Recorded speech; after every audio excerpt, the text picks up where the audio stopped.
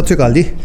Okay, आज इस video में कोई डिस्कशन या कोई भी विचार शेयर नहीं करूँगा, बट आज एक पोइट्री लिखी है वो जो मैं आपसे शेयर करना चाहता हूँ और ये मेरे पर्सनल एक्सपीरियंस पे बेस्ड है। सो अगर किसी की भी भावनाएं आहत होती हैं तो उसके लिए मैं एडवांस में माफ़ी चाहूँगा। मेरा मकसद किसी भी कम्युनिटी, छोटी या बड़ी, किसी भी कम्युनिटी की भावनाएं आहत करने का मेरा कोई मकसद नहीं है, और अगर फिर भी किसी की भावनाएं आहत होती हैं तो माफ़ कीजिएगा, ये सच्चाई है।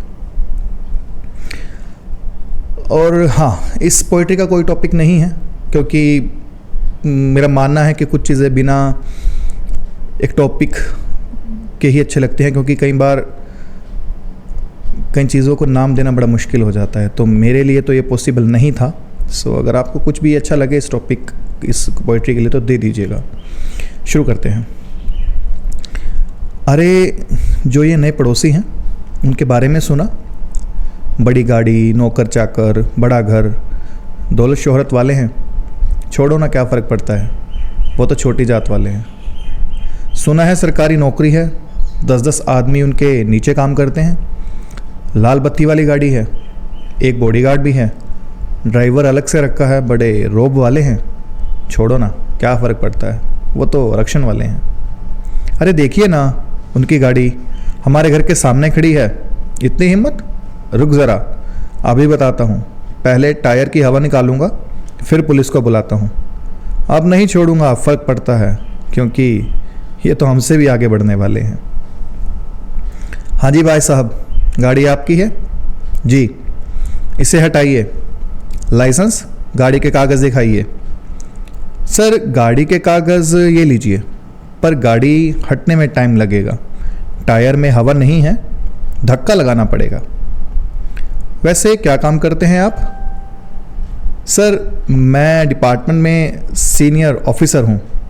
सर माफ़ कीजिए, आपने पहले क्यों नहीं बताया? मैं निकलता हूँ, मामूली सी कंप्लेंट है, मैं समझा देता हूँ। अरे ऑफिसर, तुम भी इनसे डरते हो? अरे ये तो वो लोग हैं, डरना तो बनता है, ये जो वो काम जो करते हैं। चलो कोई बात नहीं, मैं आप निपट लूँगा, 2-4 गाली भी दे दूँगा, फिर माफ़ी मांग लूँगा। ये क्या कर लेंगे, ये तो छोटी जात वाले हैं। अरे वो जो रोज़ सुबह सुबह आते हैं ना, ये तो वही वाले हैं। भाई साहब आप चाहते क्या हो? मेहनत मेरी, नौकरी मेरी, गाड़ी मेरी, इज़्ज़त भी मेरी, फिर भी इतनी नफ़रत? ऐसा तुमसे क्या मांगते हैं? जात छोटी, घर छोटा, उम्र भी छोटी, फिर भी मेहनत की, पिता चल बसे, माँ नहीं रही, भेदभाव वाली गालियाँ भी सुनी, पर आगे बढ़ने का जज्बा कम न था। मुझे रोक ले कोई, किसी में दम न था। पर आज इस ऊंचाई पर भी समाज वही है, मैं बदल गया, समाज यही है। काश ये कपड़े मेरी जात बन पाते, काश ये कपड़े मेरी जात छुपा पाते। पर दिक्कत न कल थी मुझ में, न आज है, न कल थी कपड़ों में कोई, न आज है। ये तो आपकी नज़रों की ही कलाकारी है, जो मेरे नाम के पीछे लगे शब्द में मेरी पूरी जानकारी है।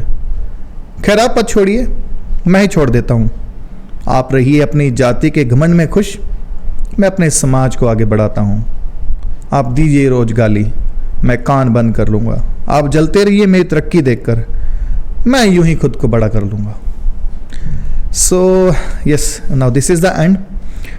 और क्योंकि इसमें जातिगत भेदभाव को लेके मैंने लिखा है, एक्चुअली सच्चाई यही है, आप भाग नहीं सकते इससे। आप एक परसेंटेज को ये बोल करके इनके साथ सब सही है, आप ये नहीं क्लेम कर सकते that everything is alright. Nothing is alright. अगर आज भी कहीं भी पूरे दुनिया के अंदर किसी एक इंसान के साथ भी, चाहे वो उसके रंग के साथ है, चाहे जाति के साथ है, अगर भेदभाव होता है तो हमें खुद को इंसान कहने का कोई हक नहीं। अगर आज भी हम खुद को बड़ा और दूसरे को छोटा समझते हैं तो बहुत ही अमानवीय ये विचार है। खैर ये तो सदियों से होता आया है, बट ये मेरे विचार थे इस बारे में। और अगर किसी को बुरा लगा हो तो माफ़ कीजिएगा भाई, मेरा आपको दुख पहुंचाने का कोई मकसद नहीं था, और सॉरी बुरा लगा हो, बट यही सच है। मिलूँगा नेक्स्ट वीडियो में। सत श्री अकाल।